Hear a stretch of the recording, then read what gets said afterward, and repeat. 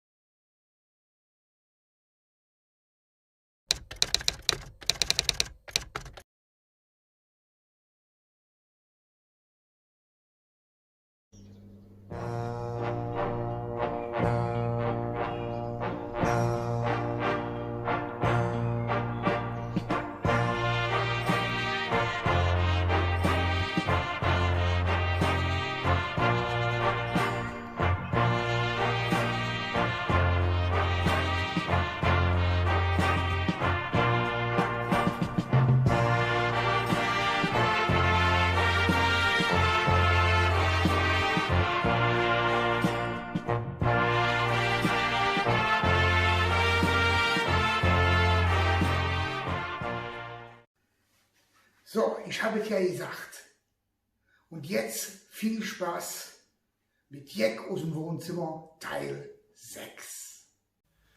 Hallöchen, ich bin es, der Knalldöd. Ja, ich freue mich auch mal dabei sein zu dürfen bei Jeck aus dem Wohnzimmer. Wie ihr seht, habe ich mich schon darauf vorbereitet. Ja, ich denke mal, in dieser Zeit müssen wir Künstler auch ein bisschen zusammenrücken. Und wichtig ist es, dass man dem Alltagstrott auch mal ein Lächeln abgewinnt. Und Corona-Zeit ist ja eigentlich auch Zeitvertreib. Und da ich als Rentner ja auch im Homeoffice bin, bietet sich ja zu Hause in der Zweisamkeit immer was an. Zum Beispiel gestern Morgen. Ich schlafe mal mit der Frau in einem Bett. Du sitzt so, wenn du mich jetzt hör mal, Schatz. Ich hätte mal so richtig Spaß an eine flotte Dreier. Ja, sag ich, ist doch kein Problem. Dann kauft ihr doch den BMW. Ja, und ich bringe meiner Frau ja jeden Morgen einen Kaffee an Bett. Nur, sie braucht den nur noch zu malen. Und wenn wir dann am Frühstückstisch sitzen, dann mache ich mir immer mein Lieblingsbütterchen. Leberwurst mit Apfelkraut. Das ist lecker. Jetzt wollte ich mir gerade das Apfelkraut auf das Brot schmieren. Da fällt mir das ganze Kladderadatsch auf das Hemme und auf die Box. Das sag ich, jetzt sind ich noch gut wie Werke. Ja, seid mir froh und bekleckert, das will ich auch noch. Wer jetzt, weil ich schon immer sagen wollte, mit der neuen Brille siehst du ja echt scheiße aus. Ich sag, wieso? Ich habe noch ja keine neue Brille. Ja, setze du nicht, aber ich. So, nach dem Essen meinte dann immer die Zeitung ab. Ich sag, Frau, kriegen Sie, was in der Zeitung steht?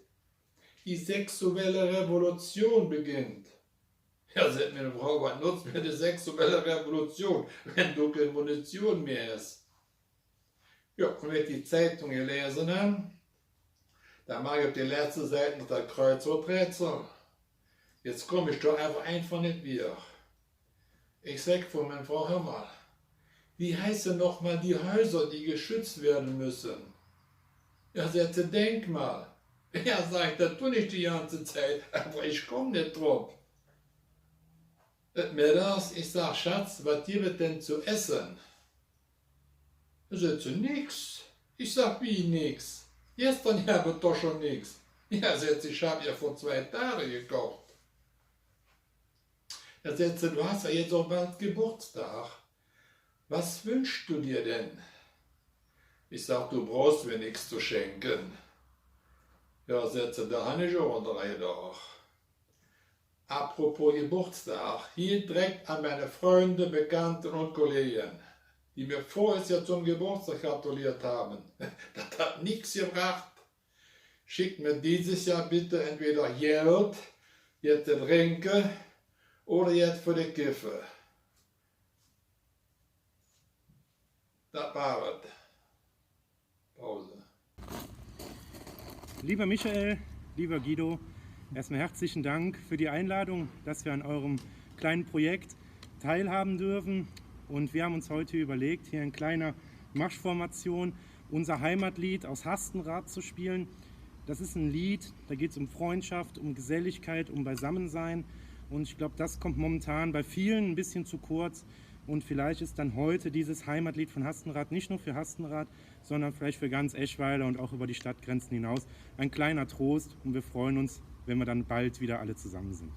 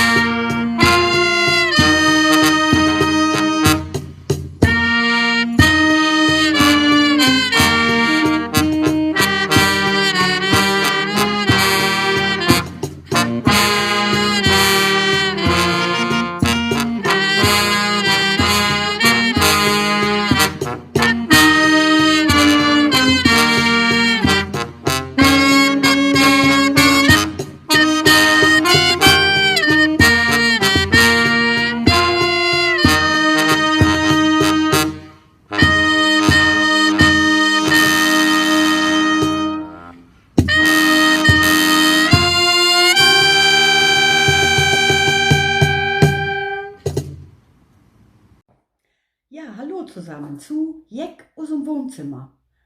Schönen Dank übrigens an Labbes und Drickes, dass ich auch mitmachen darf. Ja, das ist also nicht mein Wohnzimmer, sondern das ist mein Nähzimmer. Aber ins Wohnzimmer kann ich jetzt gerade nicht, weil der Herbert da jetzt die Bundesliga guckt. Geisterspiele. Ich hatte ernsthaft gedacht, ob da Geister auf der Bank sitzen. Ja, aber ist egal. Ihr seht es. Safety First, das ist der Original-Corona-Abwehrhelm mit dem originalen Nachbau des Coronavirus. Und wenn jetzt dieses kleine Mistvieh von Coronavirus mich angreifen will, dann denkt das, oh, die ist ja schon infiziert. Manchmal denke ich sogar, das stimmt. Totaler Blödsinn, habt ihr euch schon gedacht? Das Einzige, was gegen das Coronavirus hilft, ist die original italienische Schluckimpfung mit Limoncello. Ja, ihr seht es, ich war also nicht beim Friseur, ich war nicht bei der Kosmetik, aber einkaufen war ich. Was du da erlebt hast, ist ja unglaublich. Ich stand an der Kasse, vor mir die Kundin mit ihrem Ehemann, alles natürlich vermummt und mit den Masken. Da unterhält sich die Kassiererin mit der Kundin darüber, wie lästig diese Masken sind. Da sagt der Ehemann, staubtrocken, wenn man nicht so viel quatscht, dann jedet. In diesem Sinne, ihr Lieben, machtet euch schön, egal wie es ist, da müssen wir jetzt durch. Und vergesst auf keinen Fall die Schluckimpfung. Zum Wohl. Bis bald.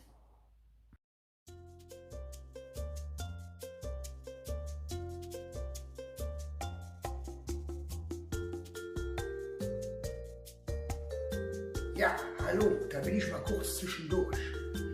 Wir haben letztes Mal gesagt, wir zwei unterstützen die Aktion Corona. Das sind diese tollen Bändchen, die man kaufen kann. Da kann man mit 2 € schon Menschen unterstützen, die jetzt durch Corona wirklich in eine schwierige Situation gekommen sind, finanzieller Art.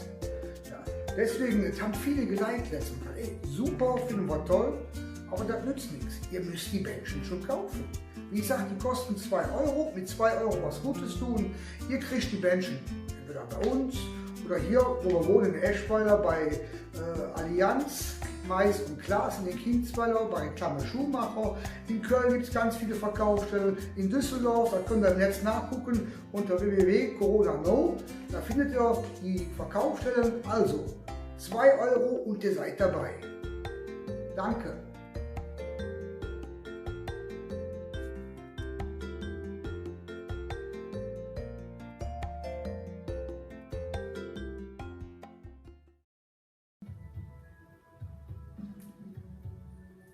Och, das ist aber schön, dass ihr auch mal bei mir reinschaut, ne?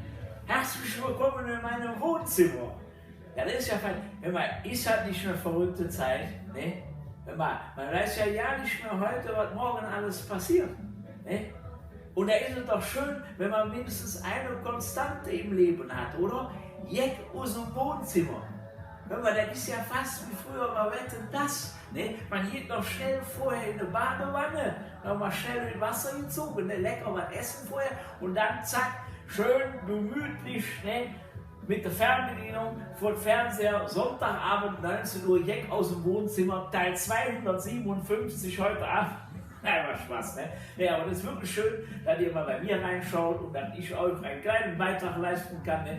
Es fällt einem ja schon die Decke auf den Kopf. Ne? Man kommt ja gar nicht mehr raus. Ne? Ich weiß nicht, wie das bei Ihnen, aber es ist schön, dass ihr mal bei mir vorbeikommt. Ne? Es sind ja auch verrückte Zeiten, oder? Ich meine, es ist doch alles anders wie früher. Wer hätte denn gedacht, dass wir heute mit einer Maske vor dem Gesicht in die Bank gehen, Geld abheben? Hätte vor ein paar Wochen noch gedacht, der hatte Latte am Zaun. Ne? Ja, das ist alles verrückt. Also, es ist nichts wie früher. Die Leute verstehen einen auch nicht mehr. Ne? Ich habe letzte Woche eine Computermaus bestellt. Die habe ich bestellt bei Amazon. Da habe ich eine Computermaus bestellt. Ne? Aber jetzt ist die immer noch nicht da. 8 Wochen. Ne? Habe ich da an der Hotline von DHL angerufen. Ich sage, hören Sie mal, wann kommt denn die Sendung mit der Maus? Haben die aufgelegt. Das ist verrückte Zeiten sind das, ne? Ja, also das ist alles ganz verrückt draußen. Ne? Ich meine, du kannst ja Ich habe jetzt schon 8 Wochen, Homeoffice. Das ist ja schön, aber die Kantine kannst du vergessen. Ist eine verrückte Zeit. Naja. Aber ist schön, dass man was zum Lachen hat im Fernsehen. Das haben die Jungs gut gemacht aus Dingens da, Holland Ost. Schön, ja. Aber du kannst den Fernseher ja nicht mehr einschalten. Es kommt ja nichts anderes als Corona und Pandemie und der ganze Rummel. Hätten Sie zum Beispiel gedacht, dass wir in Deutschland mehr Virologen haben als Kindergärtnerinnen? Wahnsinn, oder? Das ist eine verrückte Zeit, ist das. Apropos Kinder. Die Kinder, ja, jetzt sind die schon 8 Wochen nicht mehr in der Schule. 8 Wochen, Und wir haben uns vor ein paar Wochen noch über die Kinder aufgeregt, die freitags nicht in die Schule gehen, weil sie für die Umwelt demonstrieren. Wenn du dann die Eltern heute fragst, die würden die freiwillig mit dem SUV zu der Demonstrationsfahrt und wieder abholen, nur damit sie mal quitt sind. Das ist verrückte Zeiten sind das, Ja, das ist aber... Ach ja...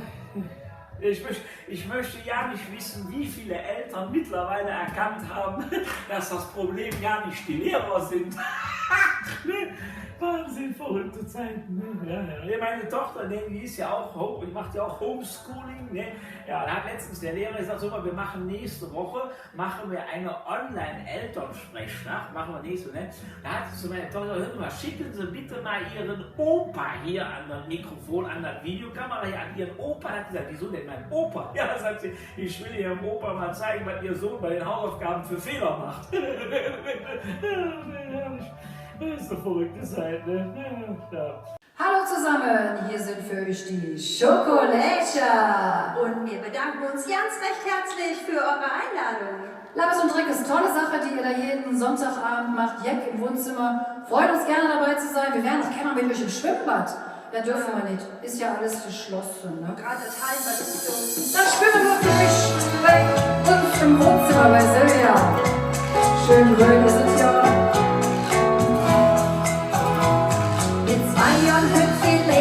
In das Hallenbad, da machen wir nach der Seniorenbetreuungstrainer platt. Wir schwingen aber nicht den Arsch, wir strampeln den Tipping. Wir legen uns auf den Rücklitz, da schlürfen wir ja bei Im Hallenbad, wir sind so im Hallenbad, Nur ist es wunderschön im Hallenbad, mit 2 Singen im Hallenbad, da ist es frisch und grün. Im Hallenbad, da schwimmen wir so schön. Aber ist ein bisschen trauriger, oder? Anstrengend. Wir 2 trecken uns das schönste Badesache an und springen dann ins Wasser, kraulen Bahn für Bahn. Wir tauchen 20 Meter weg, da ist ein schöner Bach. Dann kommen wir von Hängetrecken in der Wasser. Hui! Im Hallenbad, wir singen so im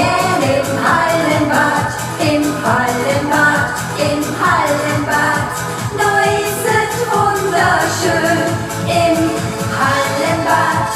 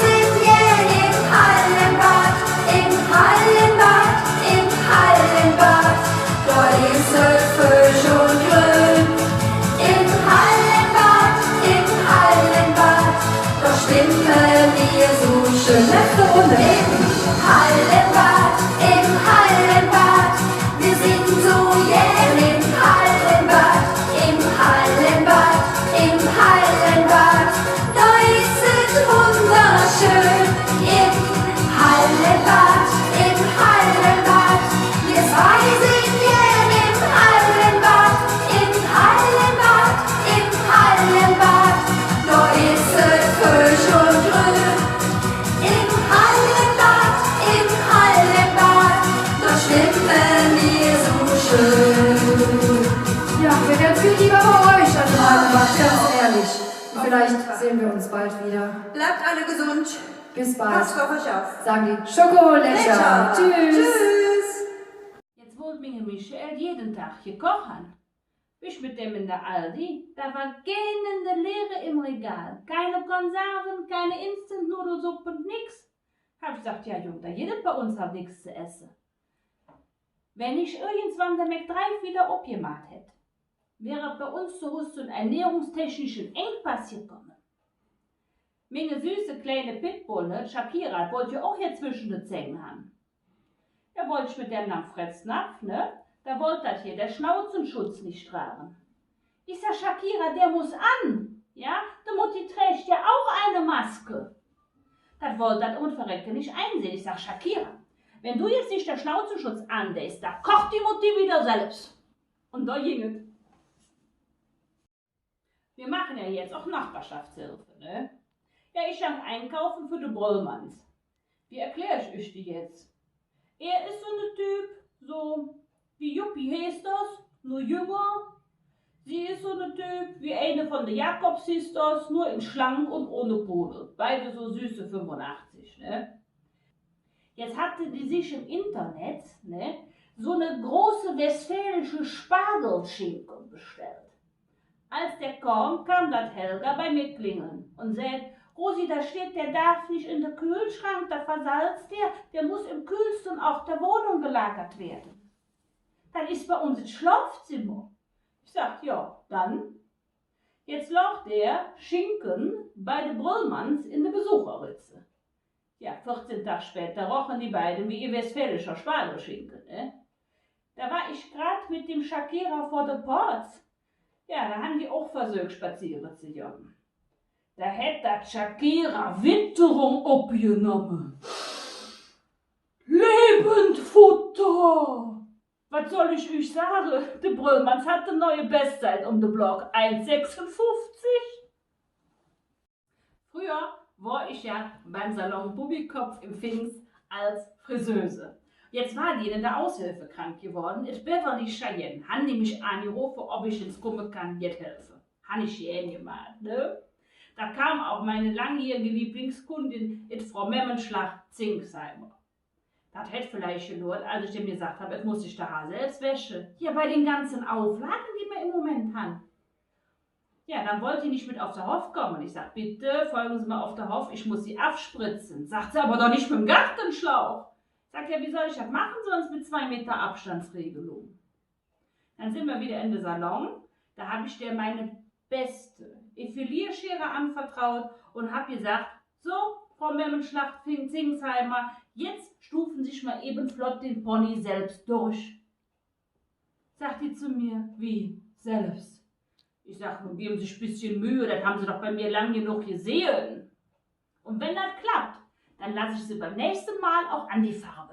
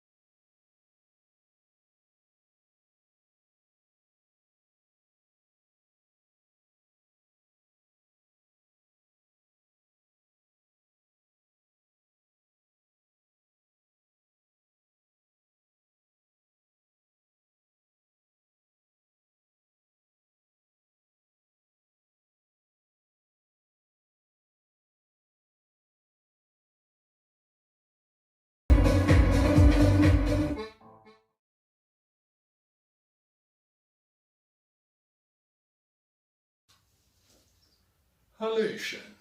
Ja, wir haben ja jetzt zurzeit komische Zeiten, ne? Corona-Zeit, Spargelzeit, Erdbeerzeit, Rhabarberzeit. Apropos Rhabarber, da fällt mir was zu ein. Bei unserem Betrieb, da wohnt ein Mädchen und die heißt Barbara. Und die Barbara, die war ja weit und breit bekannt für ihre sauleckere Rhabarberkuchen. Und weil sie alle Jahre von Barbaras Rhabarberkuchen aßen, nannte man sie auch die Rhabarber Barbara. Ja, und die Rhabarber Barbara hatte schnell gemerkt, dass sie mit ihren Rhabarberkuchen Geld verdienen konnte und eröffnete eine Bar, die Rhabarber Barbara Bar. Und die Rhabarber Barbara Bar hatte ja in kürzester Zeit viele Stammgäste. Und die bekanntesten, das waren die 3 Barbaren. Die 3 Barbaren kamen so oft in Barbaras Rhabarberbar, um von Barbaras Rhabarberkuchen zu essen, dass man sie auch die Rhabarber Barbara Barbaren nannte. Ja, und die Rhabarber Barbara Barbaren hatten wunderschöne, dichte Bärte. Die Rhabarber Barbara Barbarenbärte. Und wenn die Rhabarber Barbara Barbaren mit ihren wunderschönen, dichten Rhabarber Barbara Barbarenbärte in Barbaras Rhabarberbar von Barbaras Rhabarberkuchen gegessen hatten, gingen sie zum Barbier. Und der einzige Barbier, der die Bärte rasieren konnte, nannte sich deshalb auch der Rhabarber Barbara Barbarenbartbarbier. Ja, und auch der Rhabarber Barbara Barbarenbartbarbier hatte von Barbaras Rhabarberbar und deren leckeren Rhabarberkuchen gehört und trank dazu ein Bier, das Rhabarber Barbara Bier, welches man in der Rhabarber Barbara Bierbar bekam. Ja, und die Kellnerin ist Berber. Ja, und wenn die 3 Rhabarber Barbaren mit ihren wunderschönen, dichten Rhabarber Barbara Barbarenbärte und der Rhabarber Barbara Barbarenbartbarbier in Barbaras Rhabarberbar Barbaras Rhabarberkuchen gegessen hatten, bestellten sie ein Taxi. Und der Taxifahrer hieß Bartholomäus. Ja, und wenn sie nicht gestorben sind, da wird der Taxifahrer Bartholomäus die 3 Rhabarber Barbaren mit ihren wunderschönen, dichten Rhabarber Barbarenbärte und den Rhabarber Barbara Barbarenbartbarbier in Barbaras Rhabarberbar zum Rhabarberkuchen essen. Das war's. Ich wünsche euch noch was. Tschö. Hallo Labis, hallo Trickes. Herzlichen Dank, dass wir dabei sein durften bei Jack aus dem Wohnzimmer. Und ja, wir sind definitiv weg. Wir haben euch einen kleinen Song mitgebracht, der heißt Wir Vieren passen so. Ich war daheim und lag auf der Couch. Da kommen die Jungs, holten mich raus. Ich ging ins Fädel in die Alkaschem. Der Kneipe auf der Eck war fast der Lovensjack. Im Schuppen drin hab ich dich gesehen. Mit dingem Lächeln zogst du mich an. So dass ich mich kaum noch halten kann, lust du mich an und hast zu mir gesagt, der Biere fast leer, und verletzt und unbeschwert, der Biere fast leer, und kommt doch einfach nur. Der Krieg und Lachen von der Güte machen, der Hüpfe springen, lachen und singen, stimmen uns hin, denn so soll es hin. Los, wir singen und wir jagen zu verbringen. Oh, oh, oh, oh, oh. Hey, hey, hey. Oh, oh, oh, oh. In dem Laden war die Stimmung gut. Der Menschen hatte Spaß, war schwerelos. Sie trinken und singen alle Kölsche Hits. Nach dem 3. Kölsch nur ich das Mädchen an und frag so wie man jeder fast lernt. Sie ruft mich an und sagt, so wie man fast lernt.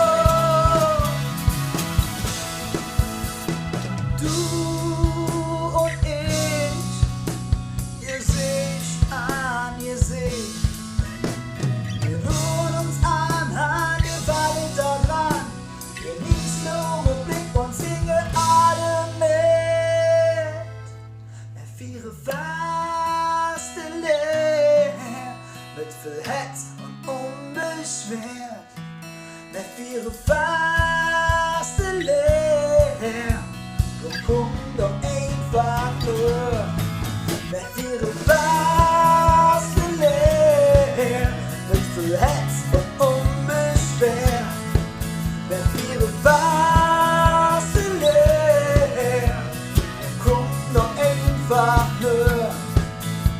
Da krieg ich nur Lachen, wollen Jäckete machen, denn man hört mich springen, lachen und singen. Stimmen uns will, denn so soll es sein. Lass mir singen und mir ja den Sieg verbringen. Oh, oh, oh, oh, oh, oh. Hey, hey, hey. Oh, oh, oh, oh. Bin ich. Und oh, oh, oh, oh, oh, oh. Hey, hey, hey. Oh, oh, oh, oh. Ihre Faste leer, mit viel Herz und unbeschwert. Macht es gut, Sachen, wir sind Jack und bleibt gesund. Naja, ne, was soll man machen? Man muss das Beste draus machen, sage ich immer. Ne? Aber jetzt mal Spaß beiseite. Wenn Sie den Fernseher an, was sind das denn für Vögel da mit diesen Verschwörungstheorien? Was haben die denn für mal? Haben die schlecht Sauerstoff geatmet? Wie heißt der eine Vogel hier? Attila Hildmann, ne?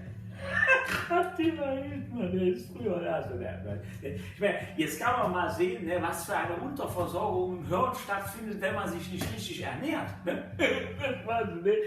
Aber das hätten die Leute doch wissen müssen, dass der nicht alle Latten am Zaun hat. Ne? Haben Sie sich mal den Titel von seinen Büchern angeguckt? Vom Kompost auf den Tisch.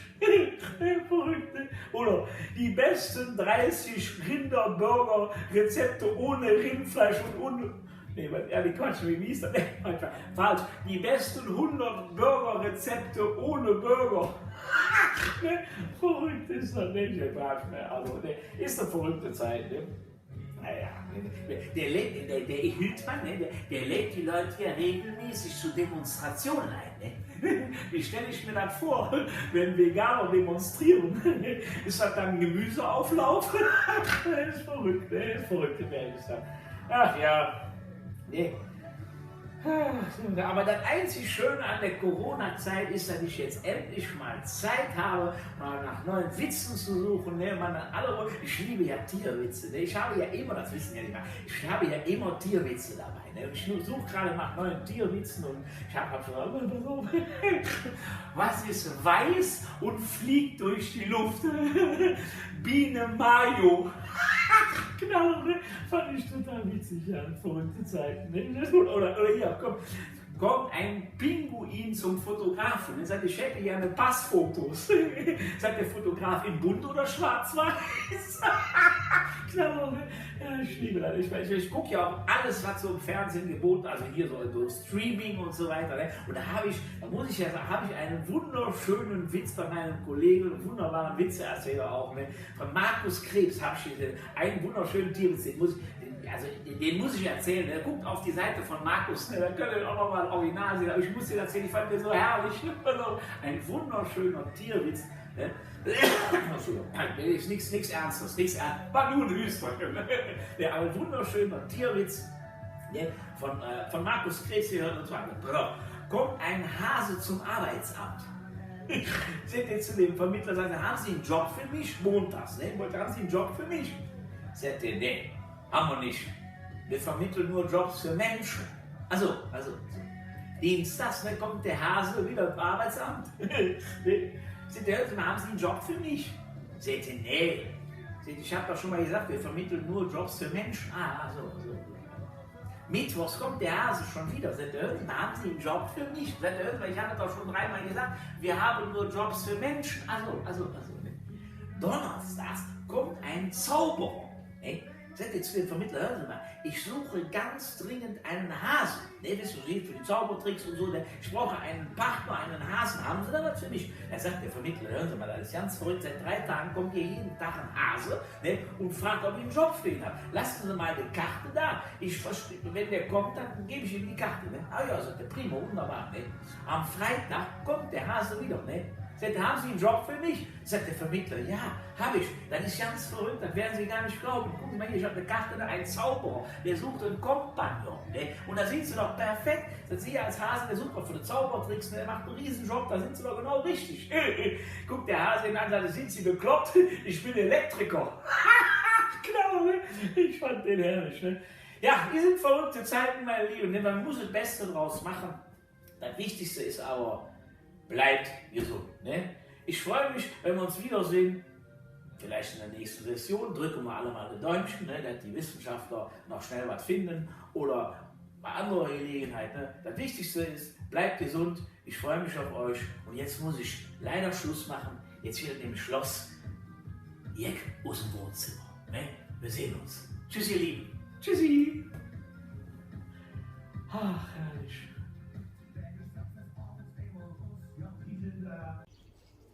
Ja, liebe Freunde von Jeck aus dem Wohnzimmer, das war bereits Folge 6. Für euch Folge 6. Ich meine, wir sind ja auch zwei sexy Typen. Ja, der eine mehr und der andere weniger. Ne? Aber wenn es euch gefallen hat heute, tut uns einen Gefallen. Ihr könnt das Ganze teilen, das ist ganz wichtig. Ihr könnt es liken und wir freuen uns über Kommentare oder auch Fotos von euch. Ne? Weil es so schön war, kommt natürlich nächsten Sonntag. Folge 7. Und zwar um 7 Uhr bzw. 19 Uhr. Also nächsten Sonntag, 19 Uhr. Klick!